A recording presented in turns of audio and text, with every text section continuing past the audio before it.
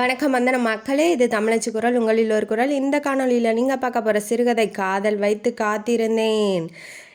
Hero ஒரு டீனேஜில் ஒரு பொண்ணை பார்க்குறாரு, லவ் பண்ணுறாரு. அந்த லவ்வை அவரால் அப்போ சொல்ல முடியல. அதுக்கப்புறம் வாழ்க்கையில் என்னென்னவோ நடந்துருச்சு. சின்னப்படுறாரு, கஷ்டப்படுறாரு, சிரமப்படுறாரு, துன்பப்படுறாரு. அதுக்கப்புறம் அந்த காதல் திரும்பவும் மறுபடியும் அவரோட வாழ்க்கையில் வருது. அப்போ சொல்லுவாரா காதலை? இல்லை இவர் வாழ்க்கையில் அப்படி என்ன துன்பம் ஏற்பட்டுச்சு? வாங்க கதைக்குள்ளே போய் தெரிஞ்சுக்கலாம்.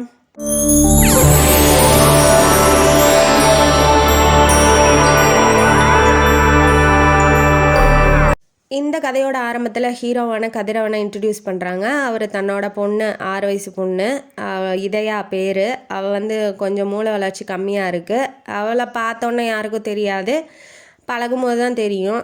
அப்புறம் அவங்க அம்மா, மாமா, அத்தை இவங்க கூட இருக்கிறாப்புல. மாமா, அத்தை, அம்மா எல்லாம் இதயாவை பார்த்துக்கிறதுக்கு இருக்கிறதுனால இவர் வேலைன்னு வெளியில் போயிடுறாரு. ஒரு 10 ரெஸ்டாரண்ட் வச்சுருக்காப்புல. அப்புறம் விவசாயத்தில் ஈடுபட்டு இப்போ தோட்டத்துக்கெலாம் போய் சுற்றி பார்க்கறது, வேலை வைக்கிறது, அந்த மாதிரி செயல்லாம் ஈடுபட்டுருக்காப்புல. ரொம்ப பிஸியான ஆள். வேலைன்னு பின்னாடியே ஓடிட்டுருக்காரு. ஏன்னா வாழ்க்கையில் பிடிப்புங்கிறது இல்லைங்கும் போது வேலையில் தான் பிடிப்பு இருக்குது. அதனால் அவர் வேலையில் மும்முரமாக ஈடுபட்டு இப்போ ரொம்ப நல்ல பிரபலமான பிஸ்னஸ் மேனாக இருக்காப்புல.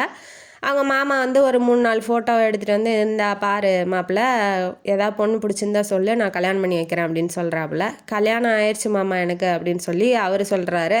அவளை பற்றி பேசாத மாப்பிள்ள, அவளாம் எனக்கு பொண்ணே கிடையாது, அவள் ஓடிட்டா. என்னைக்கு ஓடினாலும் அவள் எனக்கு வந்து பொண்ணும் கிடையாது, உங்களுக்கு ஒய்ஃபும் கிடையாது, அவள் செத்துருப்பா மாப்பிள்ள, என்னம்மா உயிரோட இருப்பா, நீ இதில் பார்த்து சொல்லுன்னு சொன்னோன்னே, நான் என்ன டைவர்ஸ் கூட வாங்கலை மாப்பிள்ள, டைவர்ஸ் கூட வாங்கலை மாமா அப்படின்னு சொல்கிறாரு. சொன்னோன்னே, இல்லை அவள் வந்தால் நான் பேசிக்கிறேன், எந்த மூஞ்ச வச்சுட்டு அவள் வந்துட்டு வந்து வாழ முடியும், அதெல்லாம் முடியாது, நீ பார்த்து சொல்லு, உன் வாழ்க்கையை நீ கெடுத்துக்காத, நீ வாழ வேண்டிய வயசு அப்படின்னு சொல்கிறாங்க. குழந்தைக்காவது நீ வந்து ஒத்துக்கோ, ஏன்னா அந்த குழந்தைய பார்த்துக்கணும் இல்லையா, பார்த்துக்கிறதுக்கும் ஒரு அம்மா வேணும். சின்ன வயசுலேருந்தே அம்மாவோட பாசம் இல்லாமலே வளர்றா. பத்தாவதுக்கு அவள் சின்ன குழந்தையா இருக்கிறதுனால இவங்க வயசானவங்களாக இருக்காங்க, பின்னாடியே ஓடி அந்த பிள்ளைய பார்த்துக்க முடியாது. ஒவ்வொருத்தரும் ஒவ்வொரு நோயோடு இருக்காங்க. இவங்கெல்லாம் எப்போ சாவாங்கன்னு தெரியாது. உன்னை எப்படி தனியாக விட்டுட்டு போகிறது? ஏதாவது ஒரு பொண்ணு இருந்தால் அவளோட விட்டுட்டு போகிறதுல எங்களுக்கு எந்த ஆட்சேபனமும் இல்லை, கொஞ்சம் பார்த்து சொல்லு அப்படின்னு சொல்லி சொல்கிறாப்புல. அவங்க அம்மாவும் அழுகுறாங்க, நான் சாகிறதுக்குள்ளே ஏதாவது ஒரு கல்யாணம் பண்ணி நிம்மதியாக இருடா அப்படின்னு சொல்லி அழுகுறாங்க. அவனும் வந்து எத்தனை நாளைக்கு தான் வேண்டான்னு சொல்லிட்டு இருப்பான். இப்போ சொல்லிகிட்டே இருக்காங்க இவங்க. அதனால் வந்து ஒரு சலிப்போட, அதாவது ஆசையெல்லாம் அவனுக்கு இல்லை, ஏன்னா ஏற்கனவே பட்டதே போதுண்டாப்பான்னு அவன் நினைக்கிறான். ஆசையெல்லாம் இல்லை, கஷ்டப்படுற பொண்ணாக பாருங்க. ஏன்னா ஃப்ரெஷ்ஷாக ஒரு பொண்ணை கல்யாணம் பண்ணிக்கிட்டு வந்து, நான் எனக்கு என்ன தலையெழுத்தா, உன்னையும் உன் பிள்ளையும் பார்த்துக்கணுன்னு ஓடிடுச்சுன்னா வச்சுக்கோங்க, திரும்ப ஒன்று ஓடினதே போதும், இன்னொன்று வந்து ஓடிடுச்சுன்னா நம்மளால முடியாது. கஷ்டப்படுற பொண்ணாக பாருங்கள், கஷ்டம் நஷ்டம் எல்லாம் தெரிஞ்ச பொண்ணாக பாருங்கள். ஏன்னா அப்போ வந்து அவளுக்கு வாழ்க்கையில் கஷ்டம் வந்தால் கூட அதை சமாளிச்சுக்குவா அப்படிங்கிற மாதிரி அவர் சொல்கிறாரு. சொல்லிவிட்டு, நீ ஒத்துக்கிட்டதே போதும் மாப்பிள்ள, நீ சொல்கிற மாதிரியே நான் பொண்ணு பார்த்துட்றேன் அப்படின்னு சொல்லிட்டு அவங்க மாமாவும் ரொம்ப சந்தோஷமாக இருக்கார். மாமாவோட பொண்ணு சுவாதியை தான் அவருக்கு கல்யாணம் பண்ணி வச்சுருப்பாரு. அவள் தான் இப்போ ஓடிட்டா. இப்போ உள்ள ரூமுக்கு போகிறாரு. பெட்டு மேலே படுத்து விட்டத்தை மல்லாக்கா பார்த்துக்கிட்டு இருக்காப்புல. என்ன பண்ணுவார்? அவர் வாழ்க்கையில் என்னென்ன நடந்துச்சு, என்னென்ன கஷ்டம் வந்துச்சு அப்படிங்கிறத இப்போ யோசித்து பார்க்குறாரு. சின்ன வயசுலேயே அவங்க அப்பா வந்து சரியில்லை. ஏன்னா அவர் அப்பா வந்து தோட்டத்தில் இறங்கி வேலை செஞ்சு சம்பாரித்து கொட்டணுங்கிற எண்ணம்லாம் அவருக்கு கிடையாது. நல்லா குத்தைக்கு விட்டுட்டு ஜாலியாக அந்த பணத்தை வாங்கி தின்னுட்டு திரியிறாரு. இவங்களுக்கு ஹெல்ப் பண்ணுறது ஃபுல்லாகவே அவங்க மாமா இப்போ இருக்கார் இல்லையா, அவர் தான் ஹெல்ப் பண்ணுவார். கஷ்டம்னா சாப்பாட்டுக்கு, அவரை படிக்க வைக்கிறது எல்லாமே அவங்க மாமா தான் பண்ணுறாரு. கதிரவனுக்கு 13 வயசாக இருக்கும்போது அவங்க அப்பா இறந்து போயிடுறாரு. கதிரவன் வந்து 10th படிச்சுட்டு இருக்கிற டைமில் அவங்க வீட்லேயே, மாமா வீட்லேயே தங்கி படிக்கிற மாதிரி. மாமாவும் கதிரவனும் ஒருத்தருக்கு ஒருத்தர் ரொம்ப அன்பாக இருப்பாங்க. அவங்க அத்தைக்கும் ரொம்ப பிடிக்கும் கதிரவனை. ஏன்னா அவங்களுக்கு பையன் இல்லைங்கிறதுனால தான் பையன் மாதிரி வளர்த்துக்கிறாரு. கதிரவனோட மாமா வந்து கவர்மெண்ட் ஆஃபீஸரு. இப்போ இவங்க வீட்டில் சுவாதி, அதாவது மாமாவோட பொண்ணு பேர் சுவாதி. அவள் எப்படின்னா, இவனையே பாசம் காமிக்கிறாங்களே, நம்ம மேலே பாசமே இல்லையாட்டங்குது அப்படின்னு சொல்லி வெறுப்போடைய கதிரவனை பார்த்து வளர்ந்துருக்கா. ஏன்னா அவனை பிடிக்காது, அவனுக்கு சின்ன வயசுலேருந்தே அவளுக்கு வந்து அவனை பிடிக்காது கதிரவனை. ஏதாவது போய் நோட்டை கிழிச்சு போடுறது, எழுதி வச்சதெல்லாம் இல்லை நோட்டை தூக்கி வெளியில் போடுறது, அவனை கஷ்டப்படுத்திக்கிட்டே இருப்பாள். இப்போ 10th படிக்கலாம் அப்படின்னு சொல்லி அவங்க மாமா வீட்டிலேயே தங்கியிருக்கான் நம்ம கதிரவன். மேலே வந்து தென்றல் அப்படிங்கிற ஒரு பொண்ணும், அதாவது சுவாதியோட ஃப்ரெண்டு தென்றல்ங்கிற ஒரு பொண்ணும் அவங்க குடும்பத்தோடு தங்கியிருக்கா. அப்பப்போ டவுட்டுன்னா வந்து கேட்பா, வந்து எனக்கு இது சொல்லித்தாங்க அதை சொல்லித்தாங்கன்னு கேட்பா. அவனுக்கு வந்து பிடிச்சிருக்கு அந்த பொண்ணு அன்பாக இருக்கிறது. ஏன்னா சுவாதி வந்து கிண்டல் பண்ணிக்கிட்டு அவனை வந்து திட்டிகிட்டே இருப்பாள். இந்த பொண்ணு அன்பாக இருக்கிறதுனால அப்போ டீனேஜில் வந்து வர்றது ஒரு லவ்வுங்க முடியாது, பிடிச்சிருக்குங்கிற மாதிரி அவன் நினைக்கிறான். அந்த பொண்ணை மறக்கவும் முடியல. அப்புறம் 12th முடிச்சுட்டு காலேஜ் போகிற டைம் வந்ததுக்கப்புறம் வந்து தென்றலை பார்க்கலான்னு வரும்போது அவள் அங்கே இல்லை. அவள் வந்து வேறு ஊருக்கு போயிட்டாங்க குடி மாற்றிக்கிட்டு அப்படின்னு சொல்லி அவங்க மாமா சொல்லிட்டாரு. இருந்தாலும் அவளை வந்து மறக்க முடியல கதிரவனால். இவர் கோயம்புத்தூருக்கு அக்ரிகல்ச்சர் படிக்கிறதுக்காக போயிடுறாப்புல ஹாஸ்டலில் தங்கி. இந்த பக்கம் சுவாதியை காமிக்கிறாங்க. சுவாதியும் பெரிய பொண்ணாக ஆகிட்டா, வந்து காலேஜ் போகிறா. காலேஜ்லேயே ரொம்ப அழகி அப்படிங்கிற ஒரு பட்டத்தோட உலா வரா. அந்த காலேஜ்லேயே சுனில் வர்மா அப்படிங்கிற ஒரு வடநாட்டு பையன் வந்து படிச்சுக்கிட்டு இருக்கான். அந்த பையன் வந்து என்ன பண்ணுறான்னா இவ பின்னாடியே போகிறது, லவ் பண்ணலாம் அப்படின்னு சொல்லி துரத்திக்கிட்டே போகிறது இவளுக்கு வந்து பிடிச்சிருக்கு. எல்லாரும் அவன் பின்னாடி போகும்போது அவன் நம்ம பின்னாடி தானே வரான் அப்படிங்கிற ஒரு ஈகோவில் வந்து அவன் வந்து அவனை பிடிச்சிருக்க மாதிரி லவ் பண்ணுறா. 2 பேரும் லவ் பண்ணுற மாதிரி இருக்காங்க. அதுக்கப்புறம் லவ்வை பண்ணுறாங்க. அது வந்து என்ன பண்ணுறான், வெளியில் கூட்டிகிட்டு போகிறது, அவளுக்கு தேவையானது வாங்கி தரது எல்லாமே வந்து பண்ணுறான். ஒரு நாள் என்ன பண்ணுறான், ஹோட்டலுக்கு கூட்டிகிட்டு போயிட்டு இவன் போய் தப்பாக நடந்துக்கலான்னு பார்க்கும்போது அவன் என்ன சொல்லிடுறான்னா, இல்லை இதெல்லாம் வந்து கல்யாணத்துக்கு அப்புறம் தான் அப்படிங்கிற மாதிரி அவள் வந்து சொல்லிடுறா. சொன்னதுக்கப்புறம் இவளை எவ்வளோ ட்ரை பண்ணாலும் இவள் மடங்க மாட்டேங்கிறாளே அப்படின்னு அவன் நினைக்கிறான். அவன் வந்து ஆக்சுவலி வந்து அழகுக்காக அவளை வந்து லவ் பண்ணுறான். மற்றபடி அவன் கல்யாணம் பண்ணிக்கிறோங்கிற எண்ணம்லாம் அவனுக்கு இல்லை இப்போதைக்கு. இருந்தாலும் இவன் வந்து தள்ளி போடுறது கொஞ்சம் அவன் மேலே இருக்க மதிப்பை வந்து இன்னும் கொஞ்சம் ரெஸ்பெக்ட் பண்ணுறான். சரி இவ கொஞ்சம் நல்ல பொண்ணாக இருக்கிறா அப்படிங்கிற மாதிரி. ஏன்னா மற்ற பொண்ணுங்களாம் அதுங்களே வந்து விழுகும் போது இவன் எல்லா வேலையும் ஈஸியாக முடிச்சிருப்பான். காலேஜ் வந்து சுவாதிக்கு முடிஞ்சிருது. நம்ம கதிரவனும் வந்து அக்ரிகல்ச்சர்லாம் முடிச்சுட்டு வந்துடுறாப்புல. இப்போ கல்யாணம் வயசு வந்ததுக்கப்புறம் கல்யாணம் பேச்சு வீட்டில் எடுக்கிறாங்க. இவ சின்ன வயசுலேருந்து எனக்கு பிடிக்கலன்னு சொல்கிறத அவங்க பெருசாக எடுத்துக்கல. பெருசான சரியாக போயிடும், புரிஞ்சுக்குவாங்க அப்படிங்கிற மாதிரி அவங்க எடுத்துக்கிட்டாங்க. இவ தான் போய் அந்த சுனில்கிட்ட போய் விழுந்துட்டாளே. சுனில் வந்து அவங்க ஊருக்கு போகும்போது வந்து நம்ம சுவாதிக்கிட்ட என்ன சொல்கிறான் அப்படின்னா, நான் ஊரில் போய் நான் அண்ணன்ட்ட வந்து பேசிட்டு உன்னை வந்து பொண்ணு கேட்டுக்கிறேன் வீட்டில் வந்து அப்படின்னு சொல்லிட்டு போகிறான். அவனுக்கும் கஷ்டமாக தான் இருக்குது, இவளுக்கும் கஷ்டமாக தான் இருக்குது. ஃபோன் நம்பரு அட்ரஸ்லாம் வாங்கி வச்சுக்கிறா. இவள் வீட்டுக்கு போனோடனே இப்போ கதிரவனை கல்யாணம் பண்ணிக்கோ அப்படிங்கிற மாதிரி அவங்க அம்மா அப்பாலாம் சொல்கிறாங்க. அவளுக்கு வந்து பிடிக்கலங்கும் போது எனக்கு வேண்டாம், கல்யாணம்லாம் வேணாம், நான் மேற்கொண்டு படிக்க போகிறேன் அப்படிங்கிற மாதிரி அவள் சொல்கிறா. நீ படித்து என்னத்தை கிழிக்க போகிற, இனிமேட்டு என்ன, அவன் தான் நல்லா தோட்டத்தெல்லாம் நல்லா பார்த்துக்கிறான், நல்லா பிஸ்னஸ் பண்ண போகிறான், அவனை கல்யாணம் பண்ணிக்கிட்டா இன்னும் நீ நல்லா இருப்ப அப்படின்னு சொல்கிறாங்க. எனக்கு வேண்டாங்கிறா. இந்த பக்கம் என்ன ஆகுது அப்படின்னா, கதிரவனுக்கு வந்து சுவாதியை கல்யாணம் பண்ணிக்கணுங்கிற எண்ணம் கொஞ்சம் கூட இல்லை. ஏன்னா அவன் வந்து அந்த தென்றல் பொண்ணு டீனேஜில் பார்த்தான் இல்லையா, அவளை தான் மீட் பண்ணும், அவளை கல்யாணம் பண்ணிக்கணும்னு தான் நினைக்கிறான். ஆனால் மாமா வந்து உதவி செஞ்சு இவ்வளோ தூரம் வளர்த்து ஆளாக்கி விட்ருக்காரு இல்லையா, அவர் பேச்சை தட்ட முடியல. என்னப்பா கல்யாணம் பண்ணிக்கிறியா சுவாதி அப்படின்னு சொல்லி அவர் கேட்கும் போது இல்லை மாமான்னு சொல்ல முடியல அவனால். ஏன்னா சொன்னால் அவர் ஏதாவது தப்பாக நினச்சிக்குவாரோ. சுவாதிக்கு ஓகேனா எனக்கும் ஓகே தான் மாமா, ஏன்னா அந்த பொண்ணும் இப்போ இல்லை, தென்றலும் இல்லைங்கும் போது ஓகேனா ஓகே தான் மாமா அப்படின்னு சொல்லிடுறான் அவன். கதிரவன் வந்து சொல்லிடுறான். ஏன்னா இப்போ வேறு யாராவது லவ் பண்ணுறியான்னு கேட்டிருப்பாரு. இல்லை அப்படிலாம் இல்லை, அப்புறம் ஏன் சுவாதியை கல்யாணம் பண்ணிக்க மாட்டேங்கிற அப்படின்னு சொல்லி அவர் கொஞ்சம் மிரட்டுற மாதிரி கேட்கவும் அவன் வந்து இப்போ அவர் தான் எல்லாம் பார்த்துக்கிறாரு அப்படிங்கும்போது கொஞ்சமாவது நன்றி இருக்கும் இல்லையா, அதனால அவன் வந்து ஒத்துக்கிறான். இந்த பக்கம் சுவாதி ரொம்ப அடம்பிடிச்சி அழுகுறா, எனக்கு வேண்டாம் கல்யாணம் வேண்டாம் அப்படிங்கிற மாதிரி. அவர் வந்து டென்ஷன் ஆகி யாரையாவது லவ் பண்ணுறியா அப்படிங்கும்போது இவ வந்து ஓப்பனாக சொல்லிடுறா, ஆமாம் சுனில்ங்கிறவன் நான் லவ் பண்ணுறேன் அப்படிங்கிற மாதிரி. நாங்கள் செத்து பணமானதுக்கப்புறம் நீ அவனுக்கு ஓடி போய் கல்யாணம் பண்ணிக்கோ அப்படிங்கிற மாதிரி இவங்க பிளாக்மெயில் பண்ணுறாங்க. ஏன்னா கதிரவனை தான் கல்யாணம் பண்ணி வைக்கணுங்கிற எண்ணம் வந்து அவங்க மாமாவுக்கு ரொம்ப அதிகம், அவங்க அப்பா அதாவது சுவாதியோட அப்பாவுக்கு வந்து ரொம்ப அதிகம். அதனால அதை மீறி இவளால் எதுவும் செய்ய முடியல. ஃபோன் அடித்து பார்க்குறா, இந்த விஷயத்த வந்து சுனில்கிட்ட சொல்லலான்னு. ஃபோனும் எடுக்கல, சுவிட்ச் ஆஃபு.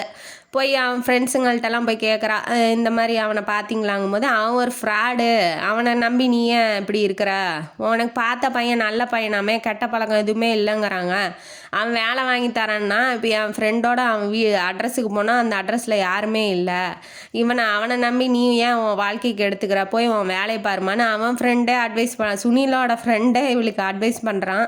அதுக்கு மேலே இவளால் என்ன பண்ண முடியும், ஒன்றும் பண்ண முடியாது. ஆனால் சுனிலை தான் ரொம்ப உயிருக்குயிராக காதலிக்கிறா. அதாவது கெட்டவனுக்கு தான் பாருங்கள் எந்த மாதிரி பொண்ணெல்லாம் அமைதுன்னு. நல்ல பையனாக இருக்கான், இவன் நினச்சது எதுவுமே நடக்க மாட்டேங்குது கதிரவனுக்கு, எல்லாம் தலையெழுத்து. இப்போ இவன் என்ன பண்ணுறா, வேறு வழி இல்லை, அம்மா அப்பாவும் சாவறங்கிறாங்களேன்னு சொல்லிட்டு வேண்டா வெறுப்பா கல்யாணத்தை பண்ணிக்கிறா. கல்யாண மண்டபத்தில் வந்து உக்காந்தோடனே இவனுக்கு என்னன்னா, நம்மளை நம்பி ஒரு பொண்ணு வந்து கல்யாணம் பண்ணிக்குது, அந்த பொண்ணுக்கு துரோகம் பண்ணக்கூடாது அப்படின்னு அந்த தீயிலேயே வந்து தென்றலோட நினப்பு, அந்த பொண்ணோட நினப்பு எல்லாத்தையும் போட்டு எரிச்சிட்றான் அந்த ஓமகுண்டத்துலேயே.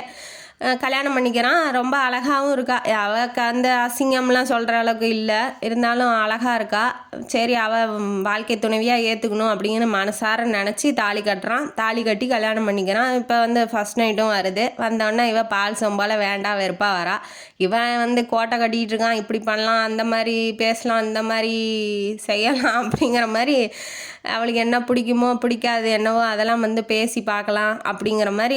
இவளுக்கு வந்து பர்த்டேனா இதை செய்யணும் அதை செய்யணும், அவளுக்கு வந்து எல்லாமே வாழ்க்கையில் இதுதான், அப்படி இந்த நாள் கஷ்டப்படுறா அப்படிங்கிறதே இருக்கக்கூடாது அப்படிங்கிற மாதிரி ஒய்ஃபை எப்படி பார்த்துக்கணும் அப்படிங்கிறத அவன் நினச்சி பார்த்துக்கிட்டு இருக்கான்.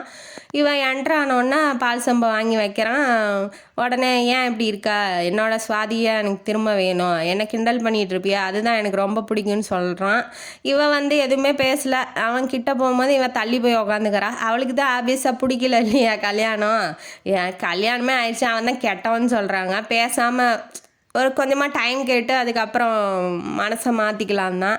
இவன் வந்து என்ன சொல்கிறா, அவன் கிட்ட போய் ஹக் பண்ண போகும்போது இல்லை வேண்டாம், நான் ரொம்ப டயர்டாக இருக்கேன், அப்புறமா பார்த்துக்கலான்னு சொல்லிட்டு இவள் போய் படுத்துட்றா. அதுக்கு மேலே அவன் வந்து கூப்பிடவும் இவனுக்கு செல்ஃப் ரெஸ்பெக்ட் இருக்குல்ல, சுயமரியாதை என்ன வருது, அந்த பொண்ணே இப்போ வேணான்னு போகுது.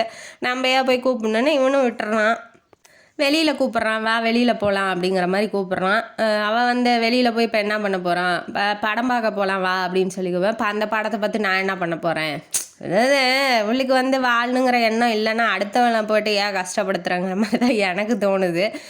இப்போ அவன் என்ன பண்ணாலும் இவளுக்கு பிடிக்கல.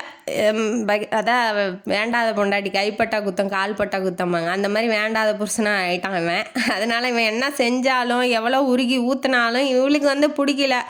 அப்புறம் பர்த்டே வருது, சுவாதியோட பர்த்டே. அப்போ 12 மணிக்கு எழுப்பி விட்றான். இந்த many more happy returns of the டேன்னு கிஃப்ட் கொடுக்குறான், வைர மோதிரம். அதை பார்த்தும் அவன் என்ன சொல்கிறா, இந்த மாதிரி நீங்கள் கொடுத்தாலும் என் மனசு மாறாது, நீங்கள் வந்து வைரத்தை உருக்கி அப்படியே ஊற்றுனா கூட எனக்கு வந்து என் மனசு மாறாதுங்கும் போது அவன் டென்ஷன் உச்சிக்கு போயிட்டான்.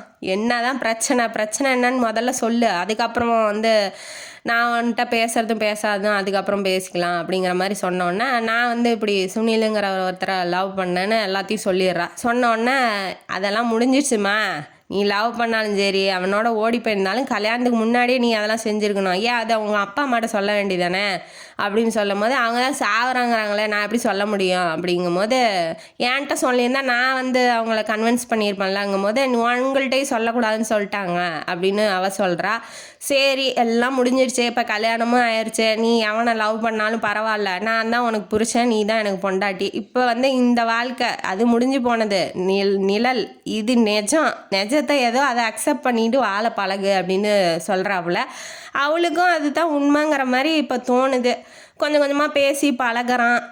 ஒன்றும் வந்து ஹஸ்பண்ட் ஒய்ஃபெல்லாம் இருக்க வேணாம், ஃப்ரெண்டு மாதிரி இருந்துக்கலாம், நீ என்ன முன்னாடி இருந்தோம்ல அதே மாதிரியே இருந்துக்கலாம் அப்படிங்கிற மாதிரி அவன் சொல்கிறான். ஏன்னா இவங்களுக்குள்ள ஒன்றும் இல்லைங்கிறது வெளியில் தெரிஞ்சால் அவங்கெல்லாம் கஷ்டப்படுவாங்க இல்லையா, அதனால நார்மலாக பேசுறது பழகிறது, தோட்டத்துக்கு கூட்டிகிட்டு போகிறது, இல்லை அங்கே பிஸ்னஸ் வேலையெல்லாம் அவளுக்கு சொல்கிறது, அந்த மாதிரி அவன் பழகிட்டு இருக்கும்போது ஒரு நாள் என்ன ஆகுது, லேட் ஆகிடுது. மழையில் நனைஞ்சிக்கிட்டு வந்துடுறா. எங்கேயோ வெளியில் போயிட்டு ஷாப்பிங்லாம் முடிஞ்சிட்டு மழையில் நனைஞ்சிக்கிட்டு வந்துடுறா. வந்தோடனே இவர் வந்து தலையெல்லாம் தவட்டி விட்றாரு. இப்போ தான் கொஞ்சம் ஃப்ரெண்டாக இருக்கிறாங்கல்ல, தலையெல்லாம் தவட்டி விட்டோன்னா அங்கே ஒரு ரொமான்டிக் சீன் நடக்குது. உடனே இவர் போய் ஹக் பண்ணிக்கிறார். இவரும் எவ்வளோ நாள் கண்ட்ரோலாக இருப்பார், அதனால் இவரும் போய் ஹக் பண்ணிக்கிறாரு. ஹக் பண்ணோன்னே அவளுக்கும் இப்போ ஃப்ரெண்டு மாதிரி இருக்கிறதுனால ஏதோ ஒரு விபரீதமாக நடந்துருச்சு. நடந்தோடனே குழந்த உண்டானோடனே குழந்தைய போட்டுட்டு இவ ஓடிட்டா, அவனோட அந்த சுனிலோட ஓடிட்டா. இப்போ என்ன நடக்குது, அந்த குழந்தையோட இவர் வந்து கஷ்டப்படுறதெல்லாம் இப்போ நினச்சிக்கிட்டு இருக்காப்புல. நினச்சிக்கிட்டு இப்போ பொண்ணு வந்து வாங்கப்பா போகலாம் பீச்சுக்கு அப்படின்னு சொல்லி கூப்பிட்றா. பொண்ணு சந்தோஷமாக இருக்கிறது தானே இவருக்கும் பிடிக்குங்கிறதுனால பீச்சுக்கு கூட்டிகிட்டு போகிறாரு. இவர் தான் கஷ்டத்தில் இருக்கார் இல்லையா, அதனால மணல் வீடு பொண்ணு கட்டிக்கிட்டு இருக்கா. இவர் ஒரு பக்கமாக படுத்துட்டாரு. படுத்தோன்னா பழசெல்லாம் நினச்சி பார்த்துட்டு கண்ணை மூடுறாரு. அப்படியே தூங்கிட்டாரு. அந்த குழந்தை என்ன பண்ணுது, சிப்பி இருக்கும் இல்லையா, அதெல்லாம் பொறுக்கிறதுக்காக அப்படியே கடல் கிட்ட போய் போய் போய் அப்படியே உள்ளே போயிடுச்சு. அலை இழுத்துக்கிட்டு போயிடுச்சு. அதை பார்த்துக்கிட்டு இருந்த ஒரு பொண்ணு வந்து உள்ளே போய் காப்பாற்றி கரை கூட்டிகிட்டு வந்துடுறா. கூட்டிகிட்டு வந்தோன்னே என்ன இங்கே கூட்டமாக நிற்கிது அப்படிங்க, எங்கம்மா அவங்க அப்பா எங்க அம்மா எங்க அப்படின்னு சொல்லி கேட்குறா. கேட்டதுக்கப்புறம் இவர் வந்து ஓடி வந்துடுறாரு. வந்தோடனே ஐயோ எப்படி போனேன், என்ன மிஸ்டர் ஒழுங்காக பொண்ணை பார்த்துக்க மாட்டிங்களா, உள்ளே போயிருப்பான்னாருப்பா அப்படின்னு சொல்லி அவங்க சொல்லவும், நீங்கள் எனக்கு தெய்வம் மாதிரி, எனக்கு என் பொண்ணு இல்லைன்னா நான் வாழவே எனக்கு ஒன்றுமே இல்லை, நீங்கள் கடவுள் மாதிரி அப்படின்னு சொல்லி சொல்லும் போது அவளோட முகம் வந்து எங்கேயோ பார்த்த மாதிரி இருக்குது. ஆப்வியஸாக நீங்கள் கெஸ் பண்ணியிருப்பீங்க, அது வேறு யாரும் இல்லை, அந்த தென்றல், அந்த டீனேஜில் அந்த லவ், அந்த பொண்ணு தான் இப்போ வந்து திரும்பவும் வந்துட்டா வாழ்க்கையில். வந்தோன்னா நீங்கள் தென்றல் தானே என்ன வாட்டி, ஆமாம் உங்களுக்கு எப்படி தெரியும் அப்படிங்கும்போது, நான் கதிரவன் என்ன ஞாபகம் இல்லையா அப்படின்னு சொல்லி கேட்கும்போது, ஓ ஓ கதிரவனா, ஓ கதிர் நீங்களா அப்படின்னு சொல்லி அவளுக்கு ஞாபகம் வந்துடுது. 2 பேரும் ஒருத்தருக்கு ஒருத்தர் பேசிக்கிறாங்க. இப்போ இவரோட கஷ்டத்தை சொல்ல ஆள் இல்லை. இப்போ இவ கிடைச்சதுனால அவருக்கு ரொம்ப பூஸ்ட் ஆயிடுச்சு. ஏதாவது கஷ்டப்பட்டால் உடனே இவள்கிட்ட வந்து சொல்லலாம் இல்லையா. எங்கே இருக்க, வா வீட்டுக்கு போகலாம் அப்படின்னு சொல்லி கூப்பிடும்போது, நான் இப்படி இல்லத்தில் இருக்கேன், அதாவது இதயா இல்லைங்கிற ஒரு இல்லத்தில் நான் அவனோட தான், அதாவது கதிரவனோட தான், அங்கே வந்து வேலை செஞ்சிகிட்ருக்கேன் குழந்தைங்கள்லாம் பார்த்துக்கிட்டு அப்படிங்கும்போது, ஏன் அவங்க அம்மா அப்பா அண்ணெல்லாம் என்னாச்சு அப்படிங்கும்போது, என் அம்மா அப்பா இறந்துட்டாங்க, அண்ணன் அண்ணியோடு இருக்காங்க, நான் வந்து அவங்கள கஷ்டப்படுத்த விரும்பலை, அதனால நான் இங்கே வந்துட்டேன் அப்படிங்கிற மாதிரி அவள் சொல்கிறா. அவளோட வாழ்க்கையில் என்ன நடந்துச்சு அப்படிங்கிறத இப்போதைக்கு சொல்லலை.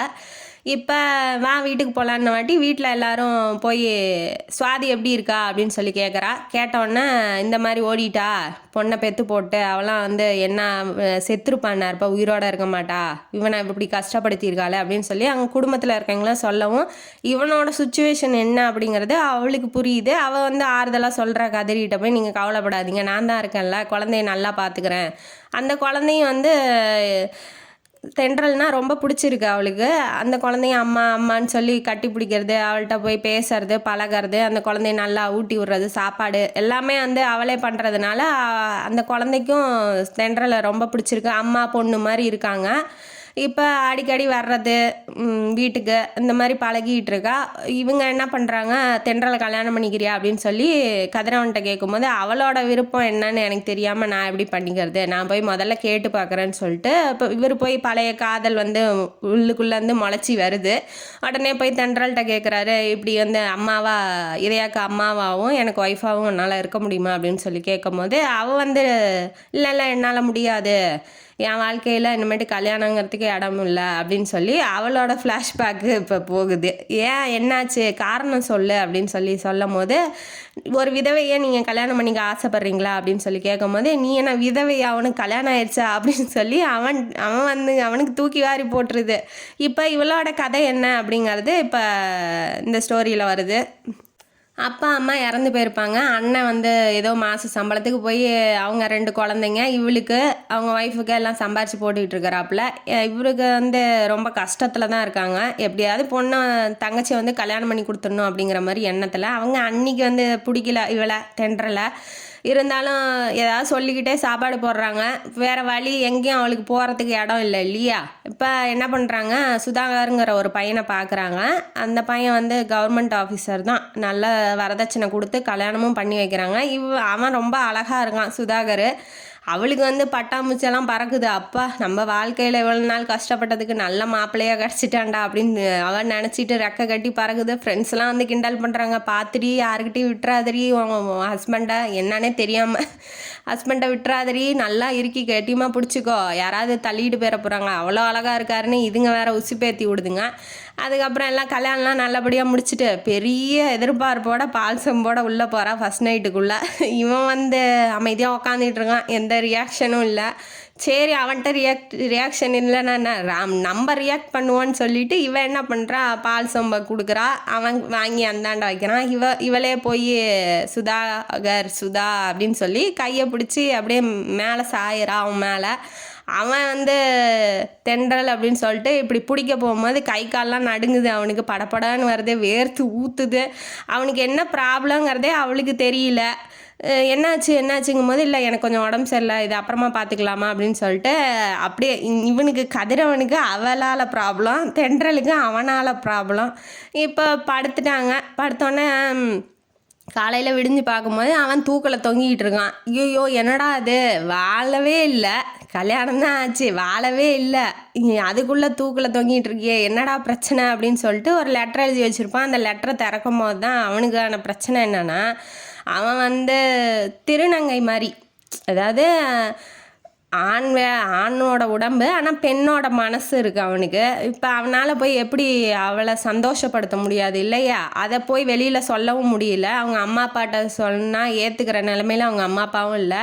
ஏதோ சமாளித்து இந்த அளவுக்கு வந்துட்டான், அதாவது ஆம்பளை பையன் மாதிரியே சமாளித்து வந்துட்டான். இப்போ கல்யாணம் பண்ணிக்கணுங்கிற ஒரு வற்புறுத்தல்னால இவளை கல்யாணம் பண்ணிக்கிட்டான்.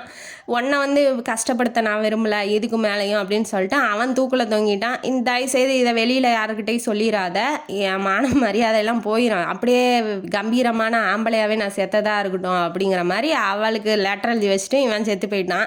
இப்போ இவளால் வந்து வெளியில் சொல்லவும் முடியல. அவன் கல்யாணம் ஆனன்னைக்கே செத்துட்டான் இல்லையா? இப்போ பழியெல்லாம் யார் மேலே வரும்? இந்த பொண்ணு மேலே தான் வரும். ஒன்றும் தெரியாமல் இதுக்கு கல்யாணம் பண்ணிக்காமல் செத்து நீ தொலைஞ்சிருக்க வேண்டியதானே, அந்த பொண்ணை ஏன்டா கல்யாணம் பண்ணி சாவடிக்கிற அப்படிங்கிற மாதிரி தான் எனக்கு தோணுது. உடனே அவங்க மாமியார் அண்ணன் தம்பி 3 பேர் இருக்காங்க. அவங்க எல்லாம் அந்த தென்றலை வந்து எதிரி மாதிரி பார்க்க ஆரம்பிச்சிட்டாங்க.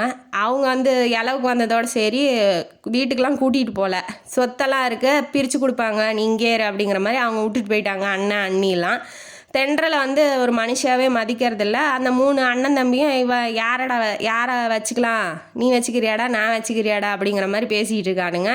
அந்த அம்மா சும்மாவே வந்து சாப்பாடு போடாது, அதையும் திட்டி திட்டி போட்டுக்கிட்டு இருக்கா. அந்த வீட்லேயே ஒரு நல்லவர் யாருன்னா அவங்க மாமனார் மட்டும்தான். வெள்ளை சீலையெல்லாம் கொடுத்து கட்ட சொல்கிறாங்க. அவளுக்கு அதெல்லாம் வந்து கஷ்டமாக இருக்குது. உடனே நீ உங்கள் அண்ணன் வீட்டுக்கே போயிருமா அப்படின்னு சொல்லி இவர் சொல்கிறாரு மாமனார். உடனே இவ வந்து இங்கே வந்துருக்கா. இங்கே வந்து இருந்தும் அவளுக்கு கஷ்டம்தான், ஏன்னா அண்ணி பிடிக்காது இல்லையா? துரதிஷ்டம் பிடிச்சவ அங்கே கெடுத்தது பார்த்தாதுன்னு இங்கேயும் வந்துட்டா, என் குடும்பத்தை கெடுக்கிறதுக்கு மாதிரி சொல்லிகிட்டு இருக்கா அவங்க அண்ணி. அவங்க அண்ணனுக்கு சின்னதாக ஆக்சிடெண்ட் ஆகிருக்கும், அதுவும் வந்து இந்த பிள்ளையால் தான் வந்துருச்சு அப்படிங்கிற மாதிரி திட்டி திட்டி தீக்கிறா. அப்புறம் அவங்க மாமனார் வந்து இந்த மாதிரி கன்னியாகுமரியில் வந்து ஒரு வேலை இருக்குது இதயா இல்லத்தில், நான் பேசிட்டேம்மா நீ போய் அங்கே வேலை பாரு, யாரையாவது பிடிச்சிருந்தா கூட நீ கல்யாணம் பண்ணிக்கோ, இந்த பக்கம் வந்துடாத. அவங்கெல்லாம் என்ன பேசி வச்சுட்டாங்கன்னா, இந்த பிள்ளை வந்து யாரையா இழுத்திட்டு ஓடிடுச்சுங்கிற மாதிரி ஊரே பரப்பி வச்சுட்டானுங்க அந்த அண்ணன் தம்பி மாமியார்லாம். இந்த பக்கம் இவ தான் வந்து துரதிஷ்டக்காரி, இவளால் என் குடும்பம் கெடுதுன்னு இவ அன்னிக்காரி பரப்பி விட்டுட்ருக்கா. எங்கே போனாலும் அந்த பொண்ணுக்கு நிம்மதி இல்லை இல்லையா? அதனால் அவங்க மாமனார் வந்து ஹெல்ப் பண்ணுறாரு, நீ போய் அங்கேயே இருந்துக்கோ, யாரையாவது பார்த்து பிடிச்சிருந்தா கூட நீ கல்யாணம் பண்ணிக்கிட்டு நல்லா இருமா அப்படிங்கிற மாதிரி அவரால் முடிஞ்ச ஹெல்ப் ஏதோ அதை மட்டும் செய்கிறாரு. அதனால தான் இந்த ஊருக்கு வந்திருப்பா. இப்போ கதிரவனை பார்த்துருக்கா. கல்யாணம் மட்டும்தான் ஆயிருக்கு, கன்னித்தன்மை கூட நீ இழக்கலைங்கும் போது நீ எப்படி விதவையாக ஆவ? எனக்கு அதை பற்றிலாம் எந்த கவலையும் இல்லை, உனக்கு பிடிச்சிருந்தா மட்டும் நீ சொல்லு அப்படிங்கிற மாதிரி அவர் சொல்லிட்டு போயிடுறாரு. இதுக்கு மேலே உன்னை நான் வற்புறுத்த விரும்பலைங்கிற மாதிரி அவர் போயிட்டாரு. இந்த விஷயத்தெல்லாம் வீட்டில் சொல்கிறாரு. ஐயோ இவ்வளோ கஷ்டப்படுறாளா அப்படிங்கிற மாதிரி அவங்களும் நினச்சிட்டு ரொம்ப ஃபீல் பண்ணுறாங்க.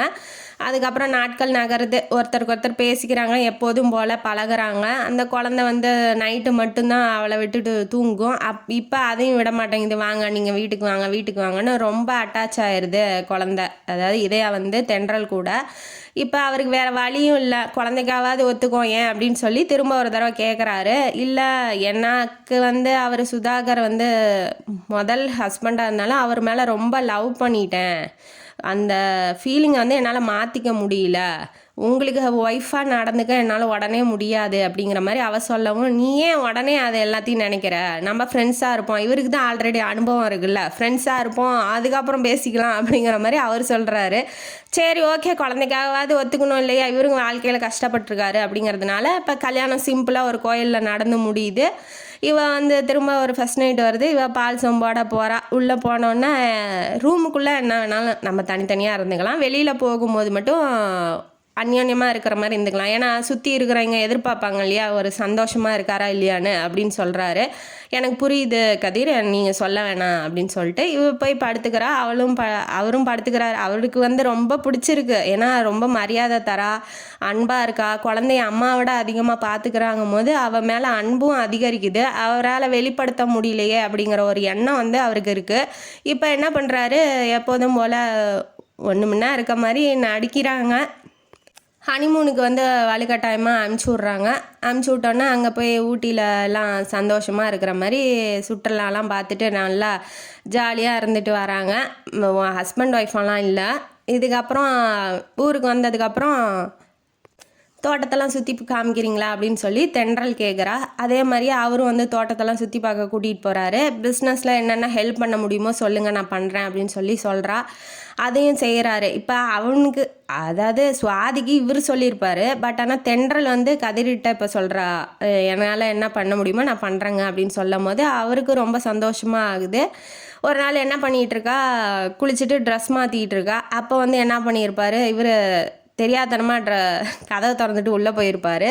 போனோடனே இவ தான் அரைகுறையாக நிற்கிறாள்ல, உடனே இவருக்கு ரொம்ப கணவன் தானே அப்படிங்கிற ஒரு உரிமை எடுத்துக்கிட்டு இவர்கிட்ட போய், ஏன்னா அவர் சொல்லியிருப்பார் கல்யாணத்தப்போ, உனக்கு விருப்பம் இல்லைன்னா நான் எதுவுமே பண்ண மாட்டேன், பண்ணால் நீ அன்னைக்கே என்னை விட்டுட்டு போயிடலாம் அப்படிங்கிற மாதிரி இவர் சொல்லியிருப்பார்.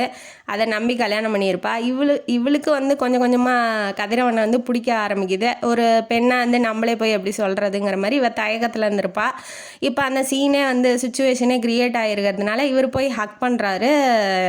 ஃபார்ஹெட்டில் அதாவது நெத்தியில் கிஸ் பண்ணுறாரு. கிஸ் பண்ணோன்னா அவளும் ஹக் பண்ணிக்கிறா.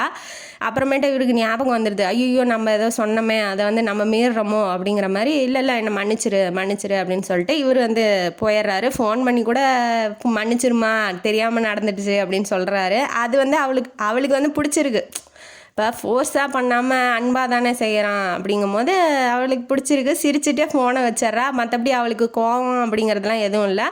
உடம்பு சரியாமல் ஆயிடுது. ஒரு நாள் இவர் கிட்டேயே இருந்து பார்த்துக்கிறாரு.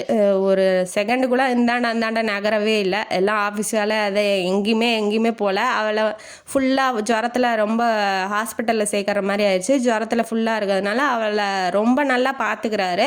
அதுலேயே அவளுக்கு லவ் வந்துடுது. சரி, இனிமேட்டு உங்களை விட்டுட்டு நான் இருக்க முடியாது, ஒய்ஃபாக எல்லாமும் நானே இருக்கேன் அப்படிங்கிற மாதிரி அவள்கிட்ட உண்மையை சொல்லிடலாம் அப்படின்னு வீட்டுக்கு வந்தோன்னே சொல்லலான்னு வரா. அப்போ தான் இடி உளுந்த மாதிரி நம்ம சுவாதி வந்துடுறா திரும்பி. இவர் வீட்டில் விட்டுட்டு வேலைக்கு போயிருப்பாப்புல. ஃபோன் வருது, இந்த மாதிரி இதய இல்லத்துக்கிட்ட ஒரு பொண்ணு மயங்கி விழுந்துருச்சு, கொஞ்சம் வாங்க அப்படின்ன வாட்டி இவர் முகம்லாம் செதஞ்சி ஒல்லியாகி ரொம்ப சாவர ஸ்டேஜில் இந்த சுவாதி என்ன பண்ணியிருக்கா, மயக்கம் போட்டு கீழே விழுந்திருக்கா. அவள் தென்றல் போனோடனே கண்டுபிடிச்சிட்றா சுவாதி தான் அப்படின்னு. கடைசியாக அவன் அவனை நம்பி போனேன். அவன் என்ன பண்ணிக்கிட்டான், இன்னொரு பொண்ணை கல்யாணம் பண்ணி வச்சுக்கிட்டே என்னையும் வச்சுக்கிட்டான். கல்யாணம் பண்ணிக்கிட்டான்னா பண்ணிக்க மாட்டான்ட்டான். அவன் என்னை ரொம்ப கொடுமைப்படுத்திக்கிட்டான். இதெல்லாம் தேவையாம்மா? இது தேவையான்னு நான் கேட்குறேன். பெத்த அம்மா அப்பாவை விட்டுட்டு கட்டின புருஷனை விட்டுட்டு ஓடுனா அப்புறம் என்ன நிலமை வரும்? அதுதான் அவன் வயிற்றுச்சல், கதிரவனோட வயிற்றுச்சல் சும்மா விடுமா? நல்லவங்க யாராவது சாபம் விட்டா அது பழிக்காமல் இருக்காது அப்படிங்கிறது மாதிரி தான். நல்லவனாக இருந்தால் அவனை போய் விட்டுட்டு போய் அந்த தருதலை பின்னாடி ஓடனா அது என்ன ஆகும்? இப்படி தான் ஆகும். அவன் அழிச்சது பத்தாதுன்னு அவன் ஃப்ரெண்ட்ஸு, தொழிலாளி, முதலாளி எல்லாத்தையும் கூட்டிகிட்டு அனுபவிக்க விட்டு அந்த பிள்ளைய ஒன்றும் இல்லாமல் ஆக்கி அந்த பிள்ளை இப்போ சாவர ஸ்டேஜில் எய்ட்ஸ் வந்துருச்சு. அவனுக்கும் வந்திருக்கும் அப்படிங்கிற ஒரு சந்தோஷத்தோட, யார் அந்தவன் சுனில், அவனுக்கும் வந்திருக்கும். ஏன்னா இந்த பொண்ணோட தானே இருந்திருக்கான், அவனுக்கும் வந்திருக்குன்னு ஒரு சந்தோஷத்தோட கடைசியாக அம்மா அப்பாவையும் என் பிள்ளையும் பார்க்கலான்னு வந்தேன். இப்போ தான் அவளுக்கு சாவர ஸ்டேஜில் தான் ஞாபகம் வருது. விட்டுட்டு ஓடி போனாலே அப்போ ஞாபகம் வரல. இப்போ வந்தோடனே அவள் சொல்லி அழுகிறா. தென்றலுக்கு என்ன பண்ணுறதுன்னு ஒன்றும் புரியல. சரி வேணாம் வீட்டுக்கு வா அப்படிங்கும் போது, இல்லை வேண்டாம், அவங்க முகத்தில் முழிக்கிற அளவுக்கு நான் நல்லவளா இல்லை, நான் செஞ்ச துரோகத்துக்கு எனக்கு தண்டனை கிடச்சிருச்சு அப்படிங்கிற மாதிரி அவள் சொல்கிறா.